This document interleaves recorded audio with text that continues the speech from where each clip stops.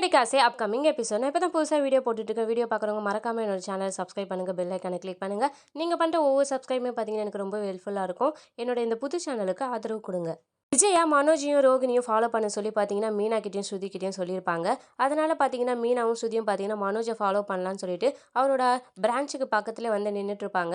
அப்போ ஸ்ருதி பார்த்தீங்கன்னா நம்ம இங்கே வந்து நிற்கிறோம், அவர் உள்ளே இருக்காரு, இல்லை நம்ம என்ன மீனா இருக்குது ஃபாலோ பண்ணுறதுக்குன்னு சொல்லி கேட்குறாங்க. அவரோட கார் வெளியில் தானே நிற்கிது, கண்டிப்பாக எங்கேயாவது போவார், எங்கே போகிறாரு நம்ம பின்னாடி போய் பார்க்கலாம் அப்படின்னு சொல்லி சொல்கிறாங்க. ஸ்ருதி உடனே மாஸ்க்லாம் எடுத்துக்கிட்டு எல்லாம் போட்டுக்கோங்க அப்படின்னு சொல்லி சொல்கிறாங்க. எதுக்கு ஸ்ருதி இதெல்லாம், நம்மளன்னா அவருக்கு அடையாளமாக தெரியாது, நம்ம எப்படி இருந்தாலும் என்னோட இந்த பைக்கையும் பின்னாடி இருக்க இந்த பூ பாக்ஸை பார்த்தாலே கண்டுபிடிச்சிருவாரு அப்படின்னு சொல்கிறாங்க. அப்போனா நம்ம கொஞ்சம் டிஸ்டன்ஸ்லேயே நம்ம மெயின்டைன் பண்ணி அவரை ஃபாலோ பண்ணலாம் அப்படின்னு சொல்லி ஸ்ருதியும் மீனாவும் சொல்லிட்டு பார்த்தீங்கன்னா வெயிட் பண்ணிட்டு இருக்காங்க. அவங்க பேசிட்டே இருக்கும்போது கரெக்டாக மனோஜ் பார்த்தீங்கன்னா வெளியில் வராரு.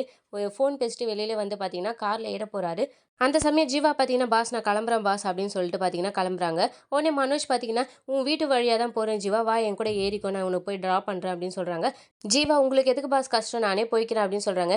என்ன ஜீவா, நானே உன்னை தூக்கிக்கு நான் போகிறேன், காரில் நீ உட்கார போகிறேன், நான் உன்னை ட்ராப் பண்ண போகிறேன், நான் அந்த பக்கம் தானே போகிறேன், வா அப்படின்னு சொல்லிட்டு பார்த்தீங்கன்னா ஜீவாவை காரில் ஏற்றிட்டு போகிறாங்க. உடனே ஸ்ருதி பார்த்தீங்கன்னா என்னங்க இவர் ஜீவாவை ஏற்றிட்டு போகிறாரு, இவர் ரோஹிணி கூட கனெக்ஷன் இருப்பாருன்னு கண்டுபிடிக்கலான்னு போகிறோம்னா நம்ம வேற ஒரு கனெக்ஷன் தான் கண்டுபிடிக்கணும் போலியே அப்படின்னு சொல்லி சொல்கிறாங்க. அதெல்லாம் இருக்கா ஸ்ருதி, வா நம்ம ஃபாலோ பண்ணுவோம்னு சொல்லிட்டு ஃபாலோ பண்ணிட்டு இருக்காங்க. அப்போ ஸ்ருதி பார்த்தீங்கன்னா ஒருவேளை ஜீவா கூட தான் சுற்றிட்டு இருக்காரு அப்படின்னு சொல்லி கேட்குறாங்க. உடனே மீனா பார்த்தீங்கன்னா அதெல்லாம் இருக்காது ஸ்ருதி, கண்டிப்பாக இருக்காது, அவர் எப்போவுமே பணக்கார பொண்ணாக தான் பார்க்கணுன்ட்டு அவங்க அம்மா மாதிரி தான் நினைப்பாரு, அப்படி இருக்கும்போது அவங்க கடையில் வேலை செய்கிற பொண்ணு கூட எப்படி அவர் சுற்றுவார், அப்படி இருக்காது, நீ வேணா பாரு அப்படின்னு சொல்கிறாங்க. அப்புறம் 2 பேரும் பார்த்தீங்கன்னா ஃபாலோ பண்ணிகிட்டே போகிறாங்க. அவங்களும் ரொம்ப தூரம் போயிட்டே இருக்காங்க. என்னங்க இவ்வளோ தூரம் போயிட்டே இருக்காரு அப்படின்னு சொல்கிறாங்க. தெரியலையே, வா போனால் தான் தெரியும் அப்படின்னு சொல்லிட்டு பார்த்தீங்கன்னா போயிட்டே இருக்கும்போது அதுக்கப்புறம் பார்த்தீங்கன்னா திடீர்னு காரை ஸ்டாப் பண்ணிவிட்டு பார்த்தீங்கன்னா ஜீவா இறங்கிக்கிறாங்க. இறங்கிட்டு ஒரு வீட்டுக்குள்ளே போகிறாங்க. மனோஜ் கிட்டே தேங்க்ஸ் சொல்லிட்டு. அப்புறம் பார்த்தீங்கன்னா ஸ்ருதி பார்த்தீங்கன்னா என்னங்க ஏதோ ஒரு வீட்டுக்குள்ளே போகிறாங்க அப்படின்னு சொல்லி கேட்குறாங்க. அவங்க வீடாக இருக்கும் ஸ்ருதி, அவர் இந்த பக்கம் போயிருப்பாரு, அதனால் வந்து ட்ராப் பண்ணியிருப்பாரு, நான் தான் சொன்னேன்ல கண்டிப்பாக ஜீவா கூடலாம் எந்த ரிலேஷனும் இருந்திருக்காது, ரிலேஷன்ஷிப்லேயும் இருந்திருக்க மாட்டாங்க அப்படின்னு சொல்லிட்டு பார்த்தீங்கன்னா திரும்பவும் மனோஜை பார்த்தீங்கன்னா ஃபாலோ பண்ணுறாங்க. சரி வாங்க இப்போயாவது ரோகிணி கிட்ட போகிறாராம் பார்ப்போம் அப்படின்னு சொல்லிட்டு பார்த்தீங்கன்னா ஸ்ருதி ஒரு ஆர்வத்தில் போகிறாங்க. என்ன இவ்வளோ ஆர்வமாக இருக்கீங்கன்னு சொல்லி மீனா கேட்குறாங்க. வேறு என்ன பண்ணுறது, இறங்கியாச்சு, எண்டு என்னன்னு தெரிஞ்சுக்கிட்டே ஆகணும்ல அப்படின்னு சொல்லிட்டு பார்த்தீங்கன்னா 2 பேரும் திரும்பவும் மனோஜை ஃபாலோ பண்ணுறாங்க.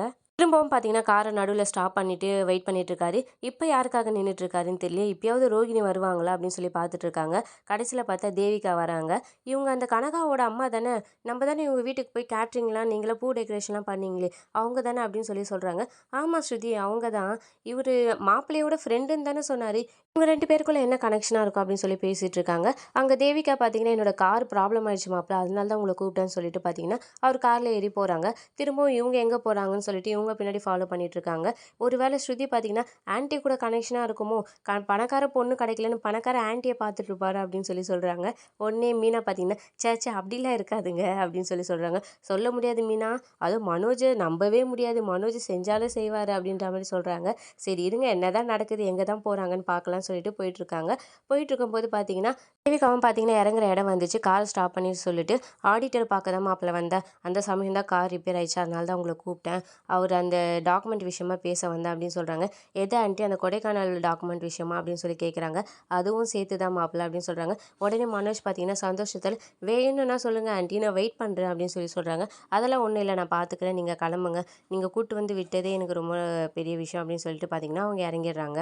ஸ்ருதி பார்த்தீங்கன்னா என்னங்க இவங்களும் பாதியிலே இறங்கிட்டாங்க, ஒன்றுமே புரியல என்னதான் நடக்குதுன்ட்டு, நம்ம ஏதோ நினச்சிட்டு வந்தால் இங்கே என்னென்னமோ நடக்குது அப்படின்னு சொல்லி சொல்கிறாங்க.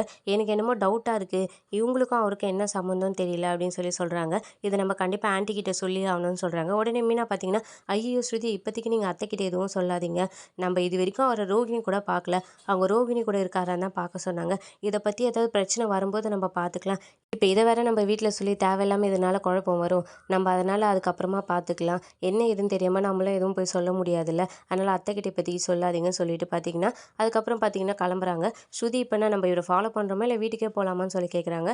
உடனே மீனா சரி நம்ம வீட்டுக்கே போவோம் அப்படின்னு சொல்லிட்டு பார்த்தீங்கன்னா 2 பேரும் வீட்டுக்கு கிளம்பிடுறாங்க.